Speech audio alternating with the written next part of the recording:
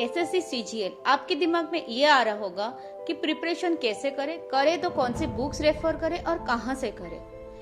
मैं तो यही बोलूंगी, आप स्ट्रिक्टली दो चीज पे हमेशा फोकस कीजिए। फर्स्ट पॉइंट है आपका कॉन्फिडेंस लेवल। कॉन्फिडेंस लेवल मैं क्यों बोल रही हूँ, क्योंकि आपको डेली लगना चाहिए कि आप एग्जाम दे रहे हो और उसमें से एक सीट आप ही का ही है, ठीक है। और दूसरा पॉइंट है आपका एक्यूरेसी। आप जितने भी पढ़ाई कर रहे हो ना, कितना ढंग से पढ़ाई कर रहे हो, आपका एक्यूरेसी लेवल कितना है डेली बेसिस पे, ठीक है। ये दो चीज पे आपको फोकस करना है, ठीक है। अब मैथ्स के लिए मैं रेकमेंड करूंगी किरण पब्लिकेशंस की चैप्टर वाइज मैथ्स। इसमें से आप डेली 200 क्वेश्चंस कीजिए, जो नहीं हो रहा है ना उसको टिक लगा लीजिए। फिर इसी क्वेश्चंस को आप दोबारा जैसे करोगे ना, फिर आपका अच्छे से रिवीजन भी हो जाएगा। तो ये बुक को आप 2-3 बार कर लीजिए, ठीक है। ये बुक आप गीता ही मान के चलिए, ठीक है। अपना हार्ड क्वेश्चंस के चक्कर पे ना 10% वैसे ही थोड़ा सा घुमा फिरा के क्वेश्चन आता है सीजीएल पे, बाकी 90% आज भी वही पैटर्न है, वही क्वेश्चन आता है, ठीक है। तो बस ये बुक्स को आप अच्छे से ढंग से तैयार कर लीजिए, तो आपका प्रिपरेशन मैथ्स के लिए सारे हो जाएगा। आप लोग एक कहावत सुने होंगे जरूर, मेहनत इतनी खामोशी से करो कि आपका कामयाबी शोर मचा दे, ठीक है। ये चीज हमेशा ध्यान देना, आप उल्टा मत करना कभी भी, किस पूरा शोर मचा के आप मेहनत मत करो, ठीक है। फिर हम लोग आते हैं रीजनिंग पे। भाई मैं तो यही रिकमेंड करूंगी, स्पेशली रीजनिंग के लिए कोई एक्स्ट्रा बुक्स तो पढ़ने की कोई जरूरत नहीं है। अगर आप लोग सीजीएल की तैयारी कर रहे हो और ग्रेजुएट भी हो, तो आपको कोई भी जरूरत नहीं कि दूसरा बुक्स को कोई भी फॉलो करने के लिए, ठीक है। स्पेशली रीजनिंग के लिए आप इसके लिए अब जो सॉल्व पेपर आता है, क्वेश्चंस बैंक भी आता है, वो भी वही ले लीजिए।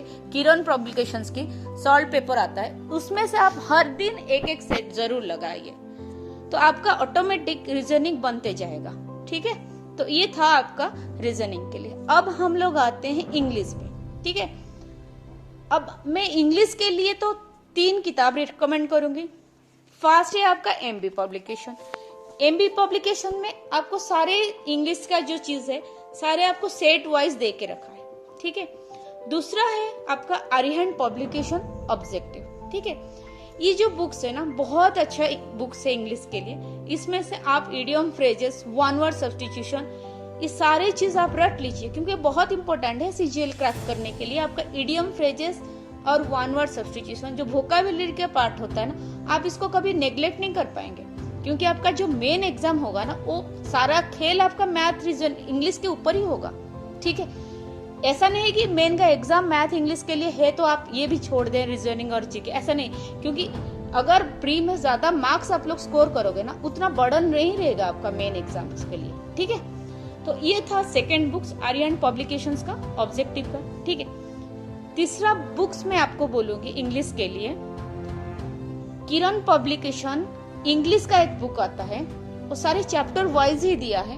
उसमें से सारे वेराइटीज ऑफ क्वेश्चंस है, सारे एसएससी का ही क्वेश्चंस है, उसमें से लगाइए। उसमें एरर्स भी है, शायद अराउंड 1000 मिल जाएगा आपको।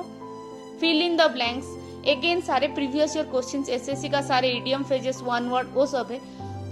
ये सारे पढ़ लीजिए, अभी से ही स्टार्ट कर लीजिए, तब आपका कॉन्फिडेंस लेवल धीरे धीरे हाई हो जाएगा, ठीक है। मेन इंपॉर्टेंट मैक्सिमम स्टूडेंट्स में जो कंपटीशन जाता है वो इंग्लिश के ऊपर ही जाता है एसएससी में। बहुत बच्चों का ना इंग्लिश इतना स्ट्रांग नहीं होता है, ठीक है।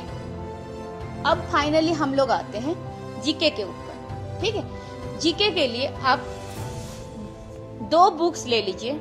पहला तो आपका लूसेंट है, उसको बस रेफर कीजिए। ऐसा मत कीजिए कि लूसेंट ले लिया उसको एक लाइन पढ़ो, कोई जरूरत नहीं है अभी।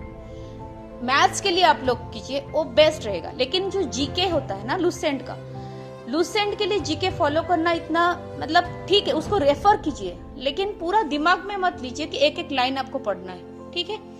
आपका दिमाग में हमेशा क्वेश्चन को पूरा पैटर्न रहना चाहिए, ठीक है। सेकंड है किरण चैप्टर वाइज का जीके का बुक्स मिलता है, उसमें से जीके फॉलो कीजिए। पर्टिकुलरली उसमें से आप साइंस का पार्ट जो है ना वो बहुत अच्छे से कर लीजिए तैयारी। मैक्सिमम क्वेश्चन तो ऐसे ही डायरेक्टली मिल जाएगा आपको साइंस का पार्ट से, ठीक है।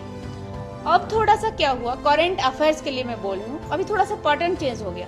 पहले क्या हो रहा था, करंट अफेयर्स में मैक्सिमम 1-2 क्वेश्चन मिल रहा था। अभी क्या हो रहा है, कोई कोई सेट में आपको 4-5 मिलेगा, कोई कोई सेट में वैसे भी आ जाता है 6-7 क्वेश्चन करंट अफेयर्स के लिए।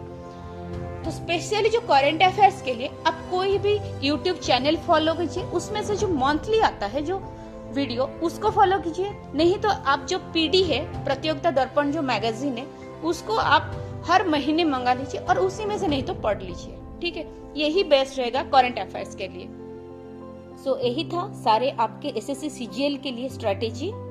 अगर आप लोग इसी स्ट्रेटेजी को डेडिकेशन के साथ फॉलो करते हो तो आपका सिलेक्शन पक्का है। और एक चीज, मेरे चैनल पे मैं सारे मैथ्स का एसएससी का सिलेबस ही करवा रही हूँ, तो मेरे चैनल को सब्सक्राइब कर लेना। So thank you so much for watching the video and all the very best.